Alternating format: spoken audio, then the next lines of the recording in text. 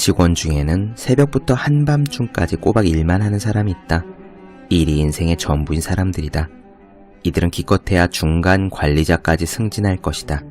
그들은 너무나 일에 파묻힌 나머지 고개를 들어 멀리 보지 못한다. 미국 기업인 바티 마뉴엘의 말입니다. 학교를 마친 후에도 학원이다 과외다 해서 부모님이 짜준 스케줄대로 빡빡하게 사는 학생들이 정말 많습니다. 물론 그렇게 공부하면 그나마 바닥 성적은 면할 수도 있습니다. 하지만 파티 마뉴엘의 말대로 그들은 기껏해야 중간 관리자로 머물 가능성이 큽니다. 삶은 깁니다. 공부는 울트라 마라톤이지요. 여유가 있어야 후일을 도모할 수 있습니다. 3M이 세계적인 기업이 될 수 있었던 이유는 업무 시간의 15%를 자유롭게 쓰도록 허락하는 회사 규정 덕분이었습니다. 이른바 15% 룰입니다. 그 시간은 직원의 창의성을 자극했고 포스트잇과 스카치 테이프처럼 혁신적인 상품들이 그 시간에 쏟아졌습니다. 그러자 구글은 이보다 한술 더 써서 아예 20% 룰을 도입했습니다. 업무 시간의 20%가 자유시간이라는 이야기입니다. 3M, 구글, 세계에서 가장 창의적인 기업의 이름입니다. 그들의 대단한 업적은 성과의 본질에 대한 통찰력에서 기인했습니다. 성과는 여유가 있어야 나옵니다. 여유 속에서 방향도 점검하고 방법도 수정하며 놓친 것도 찾아냅니다. 창의성이 싹 트는 터전인 셈입니다. 공부를 하는 학생들에게도 같은 이야기를 할 수 있습니다. 스케줄은 100%일지 몰라도 공부는 100%가 될 수 없습니다. 피로 누적에 의한 의욕 상실까지 생각하면 장기적으로는 성적조차도 한계에 봉착할 것이 분명합니다. 지속 가능한 공부를 만드는 것은 노력 사이사이에 마블링처럼 섞여있는 여유입니다. 365 공비타민, 기껏 중간 관리자로 머물 것인가의 한 대목으로 시작합니다.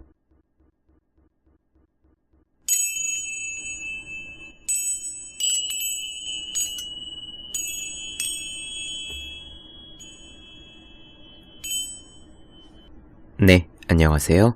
본격 공부자극 팟캐스트 서울대는 어떻게 공부하는가 한지우입니다. 우리는 지금 데일 카네기의 행복론, 걱정과 스트레스를 없애고 삶을 더 즐겁게 사는 방법에 대한 이야기를 나눠드리고 있습니다. 오늘도 짤막한 팁 2가지를 드려보도록 하죠. 먼저 첫 번째 이야기입니다. 딱정벌레에게 지지 마라 라고 하네요. 이게 무슨 뜻일까요? 간단히 말씀드리자면 사소한 것들에 무너지지 말라라는 이야기입니다. 우리가 받는 스트레스들은 때로는 아주 사소한 것에서 비롯되죠. 이를테면 학교에서 만나는 짝꿍이라든가 직장에 있는 옆자리 동료라든가 그런 가까운 사람들의 어떤 작은 태도 때문에 스트레스를 받고 짜증이 나는 경우가 굉장히 자주 있습니다. 이런 경험들이야 누구나 다 있으시겠지만 만약 한 1년쯤 지나서 그 짝꿍이랄까 동료랄까 그런 분들과 떨어진 다음에 지금 받고 있는 그런 스트레스들을 떠올리면 그때 내가 왜 그런 걸 가지고 그랬지? 별거 아닌데 라면서 분명 허허 웃고 말 그렇게 자잘한 것들이 있을 겁니다. 헤어지고 나서 1년쯤 지나 돌아보면 아무것도 아닐 이야기. 그럼에도 불구하고 지금 우리의 매일 일상을 잘근잘근 괴롭히는 그런 자잘한 것들, 그런 스트레스들을 가리켜서 데일 카네기는 딱정벌레라고 칭했네요. 이야기 한번 들어보겠습니다.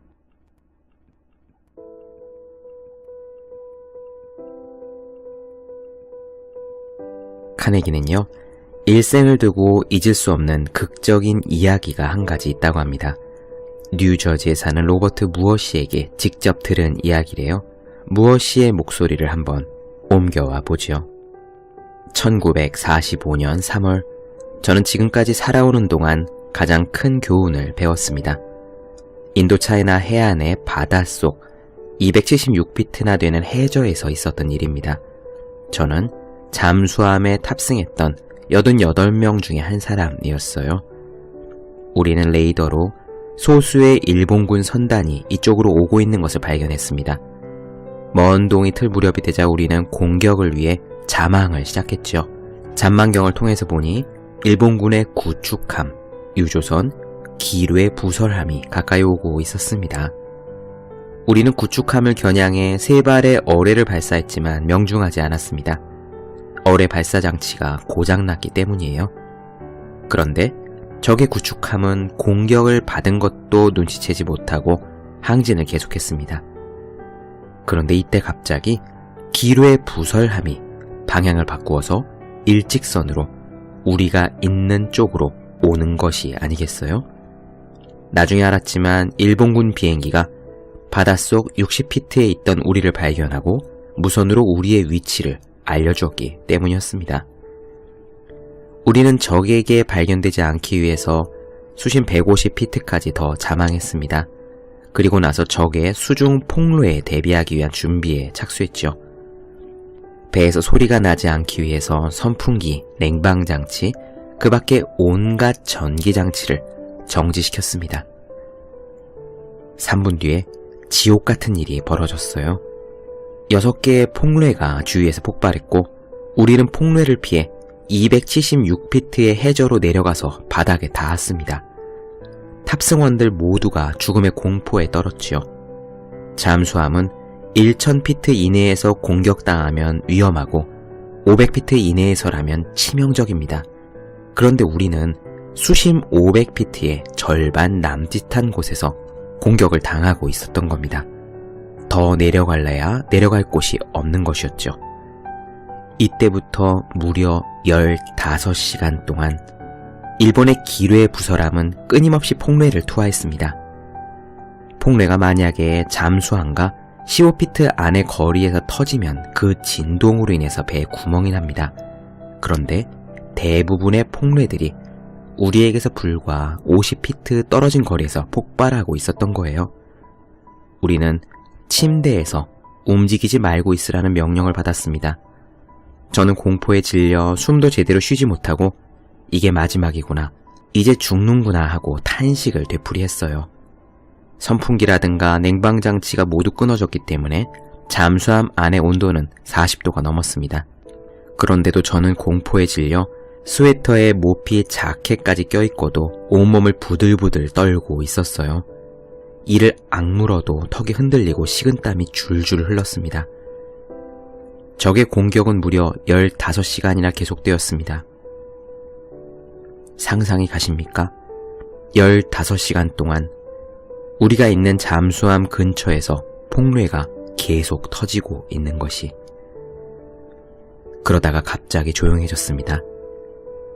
일본군 기뢰 부설함이 가지고 있던 폭뢰를 모조리 쏟아붓고 가버린 것 같았습니다. 우리가 공격을 받은 15시간은 그야말로 1500만 년처럼 생각되었어요. 그 15시간 동안 저는 제 과거의 생활이 눈앞에 펼쳐지는 것을 보았습니다. 제가 범한 크고 작은 악행을 비롯해서 공연히 속을 태웠던 어리석은 일들까지 모두 생각나는 것이었죠.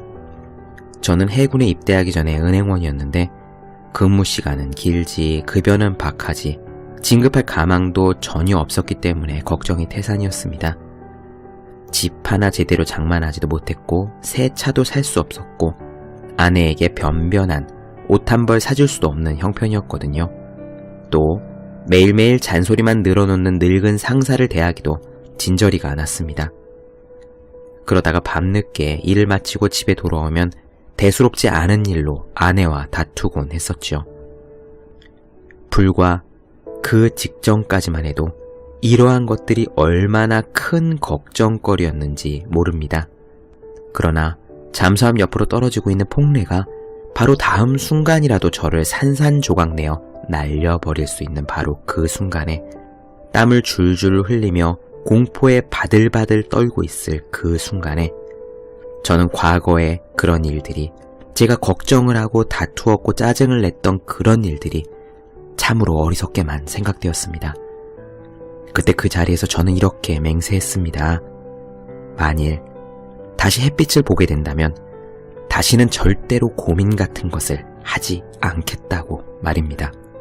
저는 잠수함 안에서 공포에 떨던 15시간 동안 인간이 어떻게 살아야 하는지에 대해서 대학교 4년간을 통틀어 배운 것보다 훨씬 많이 배웠던 것입니다. 그렇습니다. 우리는 살아가면서 커다란 재난에는 용감하게 직면하지만 대단치 않은 작은 일에 부딪혀 넘어지곤 하지요. 결혼 생활에서도 마찬가지일 겁니다.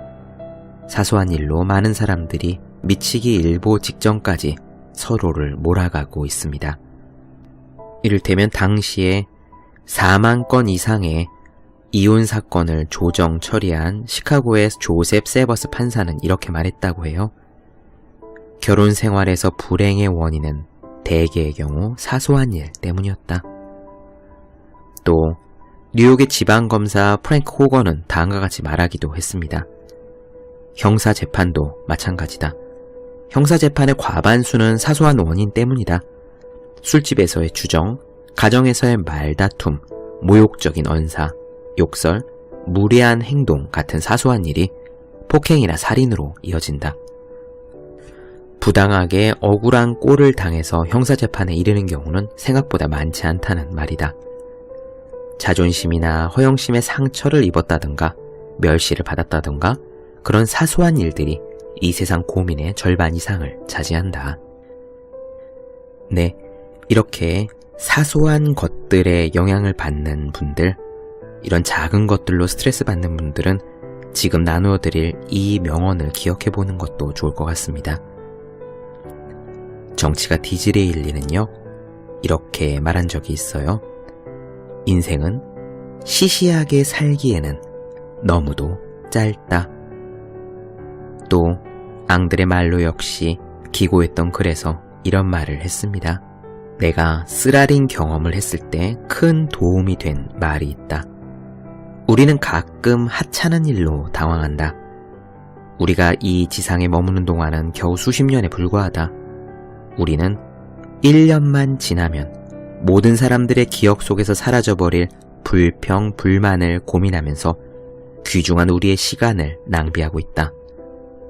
그러므로 우리는 인생을 가치 있는 행동과 감정, 위대한 사상과 진실한 애정, 그리고 영구적인 일에 바쳐야만 한다.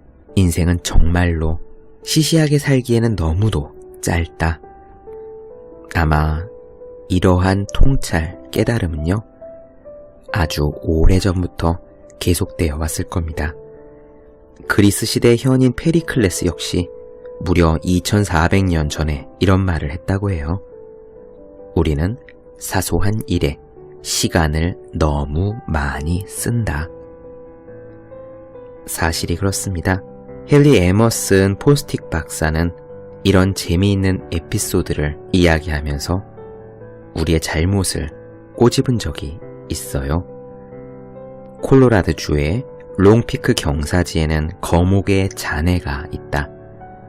박물학자들은 이 나무가 400년은 좋게 넘었을 것이라고 했다. 일찍이 콜럼버스가 엘살바도르에 상륙했을 때 묘목이었던 이 나무는 120여 년이 지나 영국의 청교도들이 메이플라워 호를 타고 플리머스에 이주했을 때는 어느 정도 크게 자라 있었다. 이 나무는 긴 생애 동안 14번이나 벼락을 맞았다. 눈사태와 폭풍이 4세기에 걸쳐 수없이 대닥쳤지만 나무는 고난을 이겨내며 거목으로 성장할 수 있었다. 그런데 결국 딱정벌레 때가 몰려와 무려 400년 동안 온갖 풍상을 견디어온 이 나무를 순식간에 넘어뜨리고 말았다. 벌레들은 나무 껍질을 파고 들어가 조금씩, 하지만 끊임없는 공격으로 수목의 내부를 파괴했다. 산림의 거인, 연륜에 시들지 않고 번개에도 불타지 않고 폭풍에도 굴하지 않았던 거목은 사람이 손끝으로 문질러 버릴 수 있는 작은 벌레들 때문에 끝내 쓰러지고 만 것이다.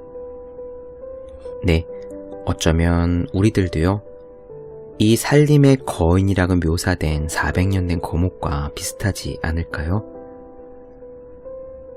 우리는 의외로 아주 커다란 재난, 정말 사람들을 깜짝 놀라게 할 만한 커다란 어려움 앞에서는 정신을 번쩍 차리고 위기를 극복해냅니다. 하지만 그런 어려움에 비해 상대적으로 너무나도 보잘것없는 작은 스트레스, 작은 걱정, 작은 짜증 때문에 날마다 우리의 일상을 지옥 같은 것으로 만들고 있지요. 이렇게 한번 생각해 볼까요? 지금 만약 여러분들에게 가장 고민이 되는, 걱정거리가 되는 일이 무엇인지 떠올려 보시기 바랍니다. 여러분들에게 가장 스트레스를 주는 것, 여러분들이 끊임없이 짜증을 내도록 만든 그런 원인이 뭐가 있는지 한번 떠올려 보세요. 그리고 만약에 그런 원인의 제공자가 여러분 곁을 떠나 한 1년쯤 지난 뒤에 그 다음에 지금 겪고 있는 그 걱정거리, 짜증거리들을 되새겨 본다 생각했을 때 어떤 기분이 들까요? 정말 별거 아니었네. 그때는 아무것도 아닌 것을 왜 그걸 가지고 스트레스 받았지? 라고 허허 웃는 마음이 생기신다면, 그렇다면 여러분은 지금 겪고 계시는 그 걱정거리, 짜증들을 이거는 사소한 일이야 라고 탕탕 못을 박아서 그냥 제쳐두고 마실 수도 있습니다. 우리에게는 언제나 선택할 수 있는 능력이 있죠. 옆자리 동료가, 혹은 직장의 상사가, 혹은 가족 중에 누군가가 여러분들에게 끊임없는 스트레스를 주는 존재일 수도 있지만, 그러한 사소한 짜증에 영향을 받지 않고 나는 딱정벌레 따위에게는 지지 않겠어 라는 대범한 마음으로 그러한 고민거리들을 제쳐두겠다라고 의식적으로 결단을 하신다면, 그러면 분명 여러분들의 일상은 조금 더 행복해질 겁니다. 이것은 단지 선택과 연습의 문제일 수 있으니까요. 다음 에피소드 이어가 보겠습니다. 이번에도요, 되게 괜찮은 그런 사고방식인데 제목은 이렇습니다. 평균율 법칙을 따라라. 이 데일 카네기 에피소드의 첫 방송이었었던가요? 제가 이런 멘트를 드렸죠. 프랑스의 대철학자 몽테뉴도 자신의 잘못을 고백한 적이 있다. 나의 생애는 무서운 불행으로 충만해 있는 것 같았지만 그런 불행 따위는 결코 일어나지 않았다. 바로 이러한 격언과 비슷합니다. 앞으로 내가 어떻게 되지 않을까? 앞으로 이런 일이 일어나지 않을까? 라고 부정적인 생각이 이어지신다면, 부정적인 이미지 때문에 눌려서 고통받고 계시다면 바로 이 에피소드 평균율 법칙을 따르라 라는 부분이 도움이 되실 거예요. 이어가 볼게요. 데일 카네기는 어린 시절 미주리주의 한 농장에서 자랐다고 합니다. 그런데 어느 날 어머니가 뻗치 따는 것을 도와드리다가 갑자기 울음을 터뜨렸대요. 카네기의 어머니가 도대체 너 왜 우니? 라고 묻자 카네기는 이렇게 대답했습니다. 생매장 당할까봐 걱정되어 그래요. 굉장히 어이없고 우스운 답변이지만 데일 카네기는 어린 시절 세상 만사가 고통스러웠다고 합니다. 걱정이 무척 많았대요. 비 오는 날 번개가 치면 벼락에 맞아 죽지는 않을까 걱정했고요. 집안 형편이 좀 어려워지면 금세 굶게 되진 않을까 두려웠답니다. 또 죽음은 지옥에 떨어지지 않을까라는 걱정까지 했다고 해요. 어찌나 데일 카네기가 걱정이 많았던지 모자를 벗고 인사하면 여자애들이 카네기를 보고 웃지나 않을까 걱정하기도 했고요. 또 카네기와 결혼해줄 여자는 이 세상에 한 명도 없을지 모른다고 고민을 했고, 막상 결혼을 하더라도 무슨 말부터 꺼내야 좋을지 모르겠다 하는 것까지 걱정을 했답니다. 이쯤 되면 걱정이 습관화된, 말 그대로 하늘이 무너질 걱정을 하는 그런 사람이라고 생각해 볼 수 있겠죠. 하지만 카네기는 이렇게 말합니다. 나이가 들면서 나는 내가 걱정해온 일 가운데 90%는 끝내 일어나지 않을 것이라는 사실을 알게 되었다. 예를 들어 그토록 무서워했던 번개도 국립안전협회에 따르면 벼락 맞아 죽는 사람이 35만 명 중에 한 사람에 불과하다는 것을 알게 된 것이다. 그리고 이렇게 말을 했습니다. 사실 지금까지 나는 어렸을 때와 청년기의 고민에 대해서 말했지만 어른들의 고민도 캐고 보면 우스운 것이 많다. 이제라도 평균율 법칙으로 우리들의 고민에 정당성이 있는가를 충분히 평가하여 매사에 자신을 갖는다면 우리가 하는 고민의 90%는 반드시 해소될 것이다 라고 데일 카네기는 말합니다. 평균율 법칙이 뭘까요? 카네기는요, 자기가 만난 허버트 셀린저 부부의 이야기를 통해서 평균율 법칙의 의미에 대해 설명합니다. 셀린저 부인은요, 성격이 침착한 여성으로 고민 같은 것은 모르고 살아온 듯한 온화한 인상을 주는 사람이었대요. 어느 날 난로가에 앉아서 수다를 떨다가 카네기가 그녀에게 당신도 지금까지 고민으로 걱정해 본 일이 있습니까? 라고 물어보았죠. 그런데 그때 그녀는 놀랍게도 이렇게 대답을 했답니다. 고민이라고요? 제가 고민을 한 번도 안 하고 산 사람처럼 보이시나요? 저는 사실 고민 때문에 인생을 망친 사람입니다. 자그마치 11년 동안이나 제가 만든 지옥 속에서 헤매다가 겨우 벗어났어요. 저는 몹시 성질이 급하고 신경질적이어서 언제나 안절부절 못했습니다. 물건을 사러 장에 나갔을 때도 흥정을 하다가 여러 가지 집안일들이 걱정되어 어쩔 줄을 몰랐죠.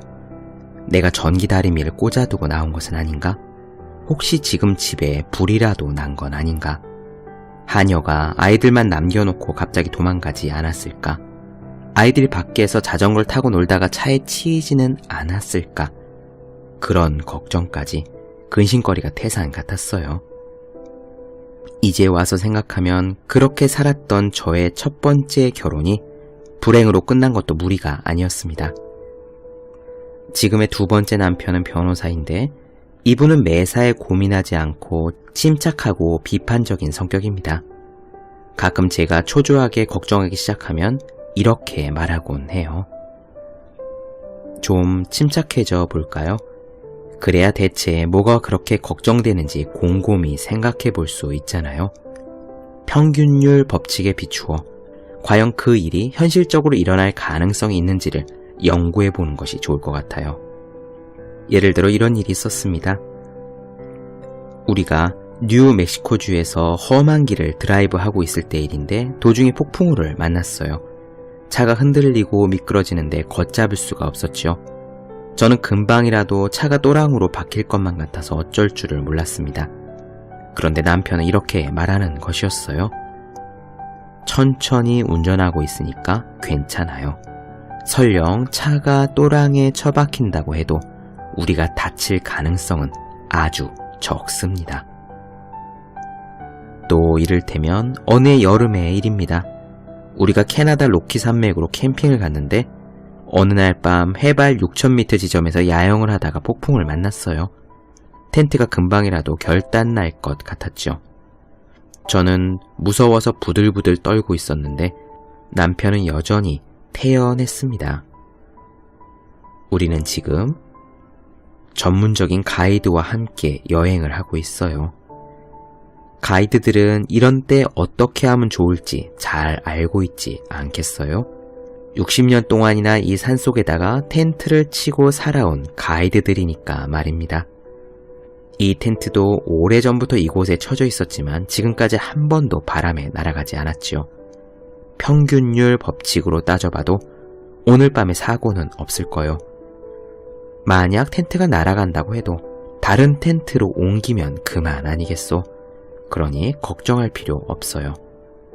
남편은 늘 이런 식으로 이야기를 했고 저는 그 말을 듣고서야 마음을 가라앉히고 그 밤 역시 편하게 보낼 수 있었습니다. 이런 남편의 말, 평균율 법칙에 따르면 그런 일은 일어나지 않을 것이라는 말은 제 고민의 구하를 제거해 주었습니다. 그리고 그 이후로 20년 동안 저는 일상에서 쓸데없는 걱정들은 하지 않고 살아올 수 있었죠. 네, 그렇습니다. 평균율 법칙이라는 건요, 그 일이 실제로 일어날 수 있는 확률은 얼마인가 라는 그런 질문을 던져보는 겁니다. 물론 위기가 닥치면, 어려움이 있으면 사람은 불안하기 마련입니다. 그리고 저만 그런지는 모르겠지만 머릿속에서는 순식간에 부정적이고 무시무시한 이미지들이 영화처럼 순식간에 펼쳐지곤 하죠. 사람의 대뇌 피질이란 원래 그런 것인지도 모르겠어요. 본디 긍정적인 생각을 하는 것은 쉽지 않고 부정적인 생각은 순식간에 빠르게 확산되어 갑니다. 아마 생물학적으로 오랜 세월 맹수라든가 비바람 같은 위험들로부터 끊임없이 위협을 받으며 살아온 우리의 오랜 역사가 DNA에 유전적으로 새겨져 있기 때문인지도 몰라요.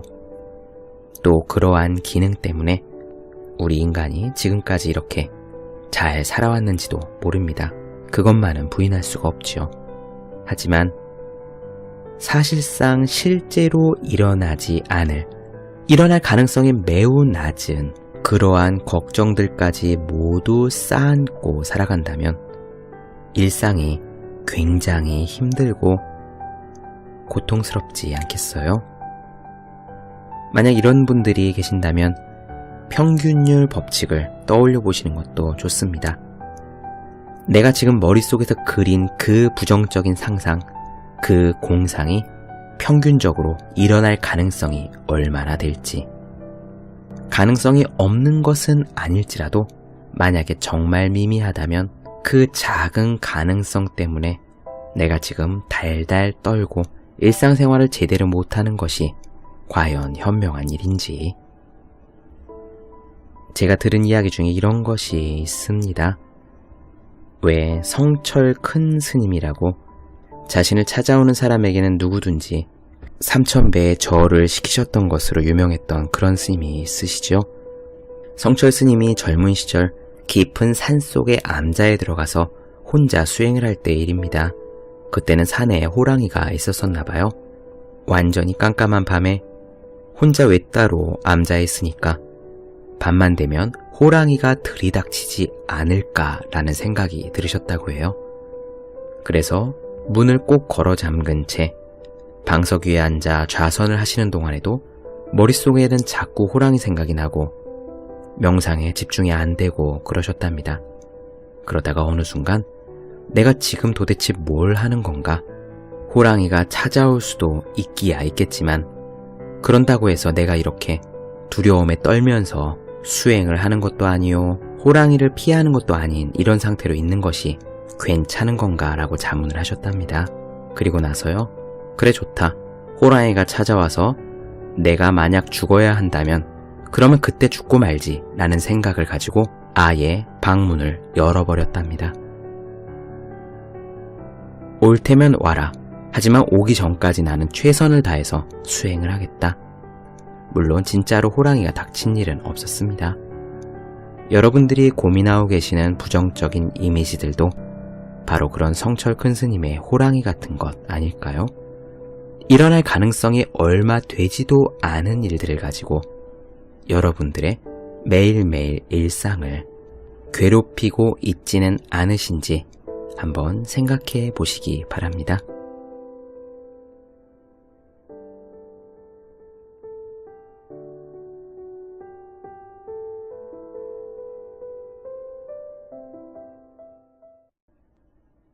네, 본격 공부자극 팟캐스트 서울대는 어떻게 공부하는가?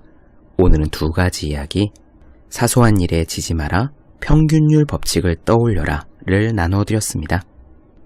더 많은 이야기가 궁금하신 분들, 질문사항이 있으신 분들은요, 제 네이버 블로그 허생의 즐거운 편지 또는 다음 카카오 브런치 한재우의 브런치, 인스타그램에서 해시태그 서울대는 어떻게 공부하는가를 검색해 주시면 되겠습니다. 또 매일매일 공부하시는 분들, 여러분 주변에 매일매일 공부하시는 그분들을 위해서요.